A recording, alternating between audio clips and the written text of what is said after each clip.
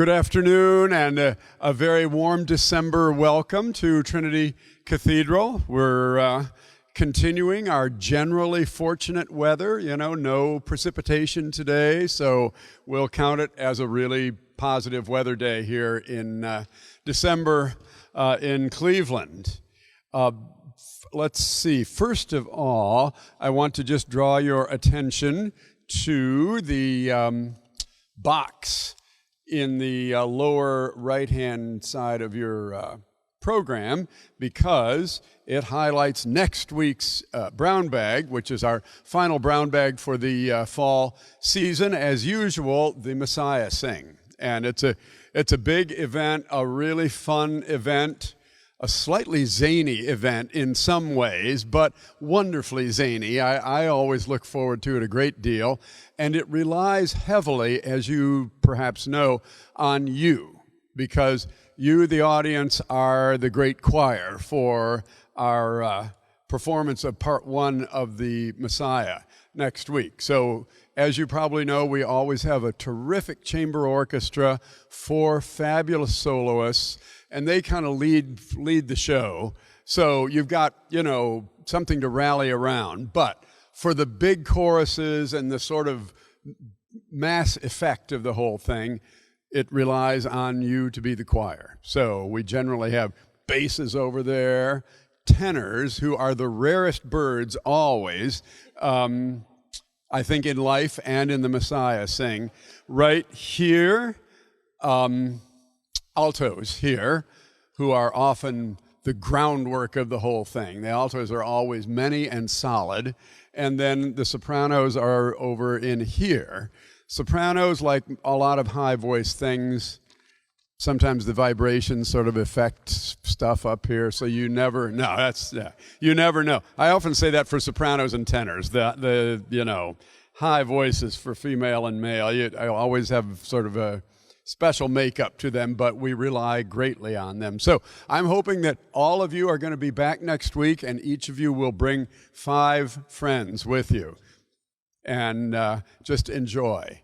I always think at the Messiah Sing of my friend, the percussion player, he's really a superb musician, but he always says, I may be bad, but I'm loud. And that's, to a certain extent, that's what we need at the Messiah Sing. We just need you to pitch in and give it your best and have fun in the process. So next week, right here this same time, Wednesday noon, be there or be square, as they say. And if you happen to have your own score of the Messiah, if you can bring it along, so much the better. We have a certain number of scores that we rent out for the occasion, but it's not a limitless number. So if you happen to have one on your shelf at home and can bring it, dust it off for next week, do so. We'd really appreciate it.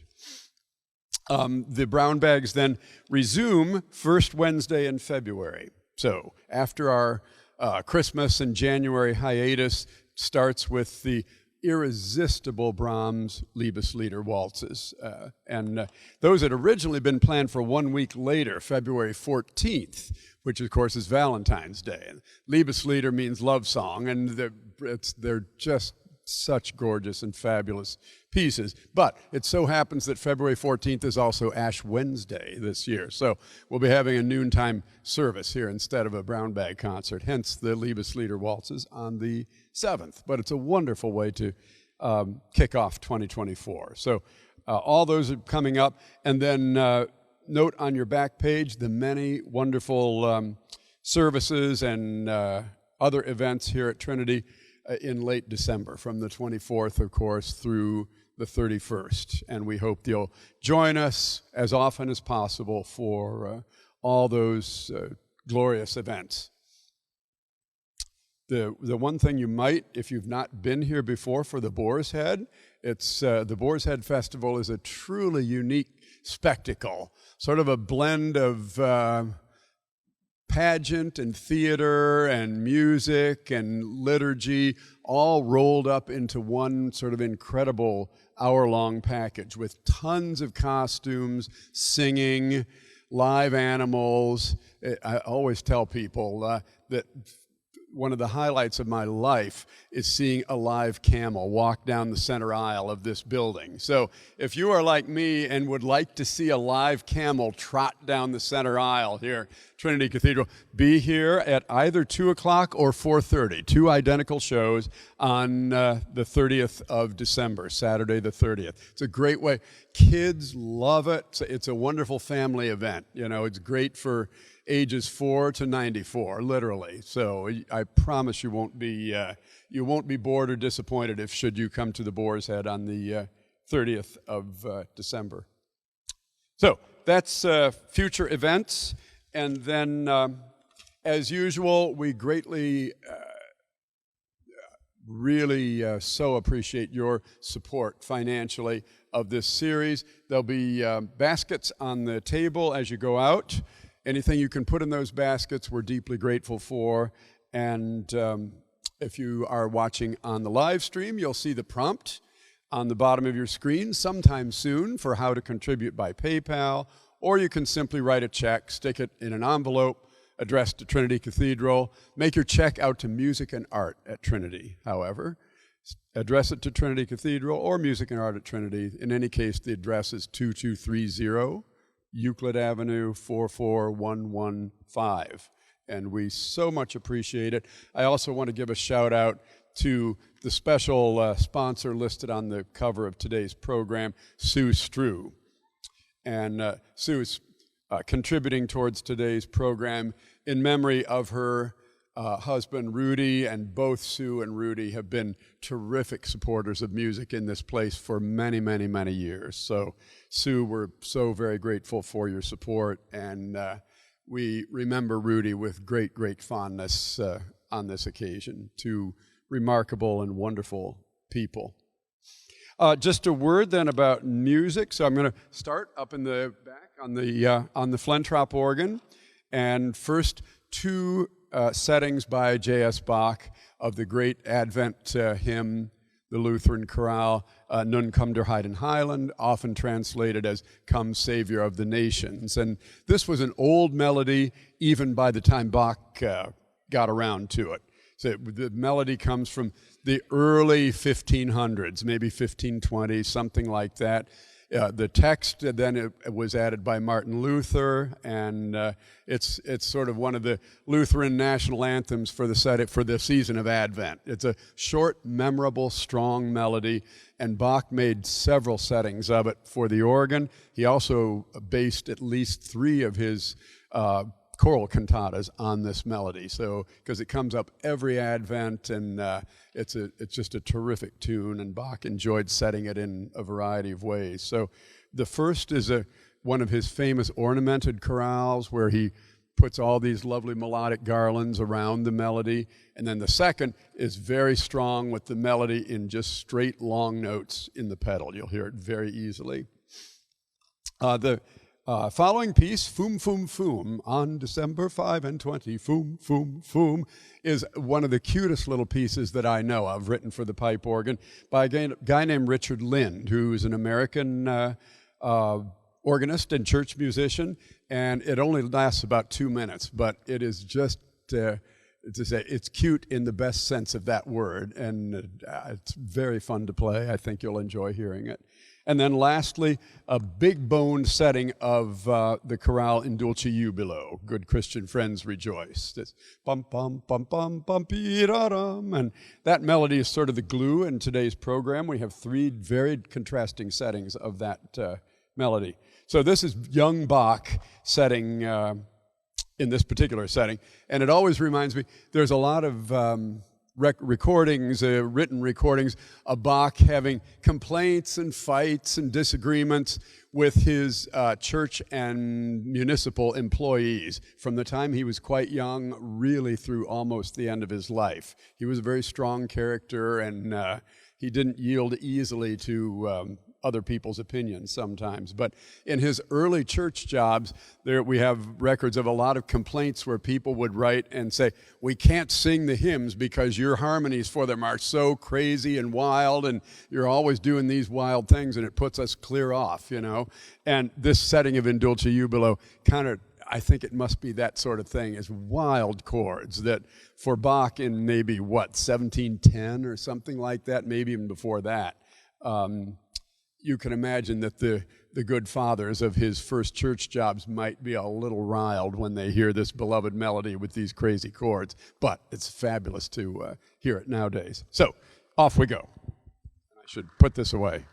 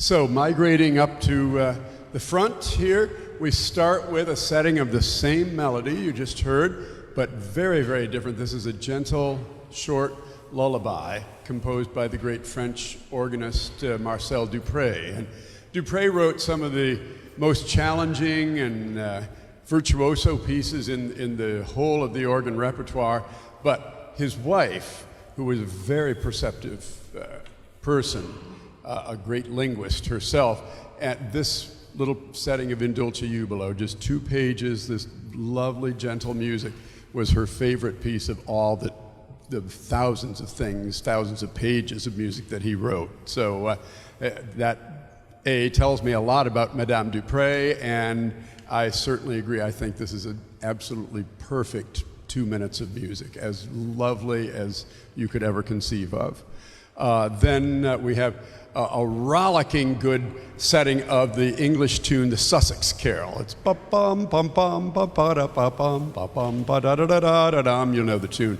By the American George Baker, who's a proud Texan. And George was one of those people, an absolutely brilliant mind. And he was a fabulous organist, won all sorts of competitions and made lots of recordings by the time he was 19, 20, 21 years old. So he got bored with that and decided to go into medicine then. So he had a full career as a dermatologist, just retired a couple of years ago, and still is very active as an organist and as a composer. He studied in France with the great improviser Pierre Cochereau, and this is a very French influenced. It sounds quite a lot like something Cochereau might do with this tune. It's got great energy and drive, and it's, as it says in the toccata, or it says in the title, it's half toccata and half gigue or jig. So it's a yum pa bum pa bum pa bum bum. It has that thrown in, and it's really fun to play, fun to hear.